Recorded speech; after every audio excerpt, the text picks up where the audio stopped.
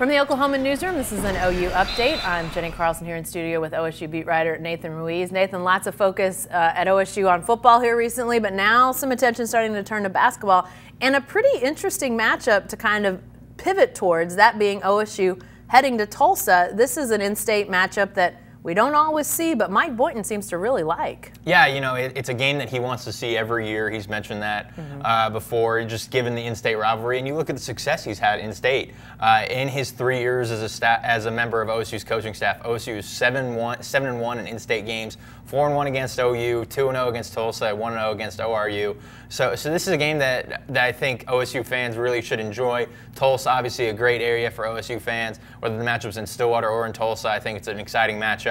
But it's one that OSU obviously has a lengthy history with. 2 years ago, OSU went to Tulsa. At one point had 5 freshmen on the floor, and now 3 of those guys are OSU's captains. And now you look at another young class of freshmen that is still waiting for its seminal moment, like maybe that class had then in Tulsa, but it's still continuing to grow and develop. How do you feel, where do you feel this team is at this point? I mean, they've been playing games, and like I said, football's been such a focus that people may not have been paying very close attention to basketball, but what's your sense of where this bunch is right now? Yeah, you know, it's still a really young group, still trying to maybe learn through some things, some different.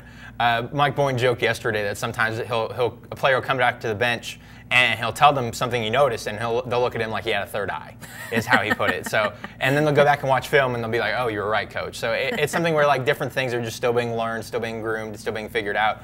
Rebounding has been a bit of an issue for the team. Foul trouble has been a bit of an issue for younger players, especially Nay, who's been a tremendous shot blocker for OSU so far. Isaac Likely has been a really impressive point guard for the Cowboys as a freshman. So still some growing pains to be going through for this team. They should get Curtis Jones back later this month, an Indiana transfer who had to sit out the first semester. Michael Weathers has been impressive since returning from his suspension. Mike Cunningham, the graduate transfer, has also been solid. And of course, the 3 captains, Cam McGriff, Lindy Waters, and Tom Sazago, have all been great contributors for this team. So it's an OSU team that's, I think, at a certain point, we'll see a bit more balance between youth and veteran players, and it's just a matter of time as it all kind of blends together. Can we take a look at way ahead, because OSU scored a commitment for its 2020 recruiting class here a couple days ago in Devontae Davis, a point guard. How big of a get is this for Mike Boynton? Yeah, I think it's a huge one, because you're jump starting that class. Obviously, the 2019 cycle just wrapped up, so he's getting a jump start on it. Davis is, per 24/7 composite, the #1 player in Arkansas, a top 100 player nationally. So it's kind of just a continuation of what Mike Boynton was able to do in the 2019 class, able to get a top 15 class together for OSU. So he seems to be trending in the right direction. He loves recruiting. That's probably his favorite thing to do besides coaching basketball games. So he lives and dies by recruiting. He recognizes how important that is to a program's success.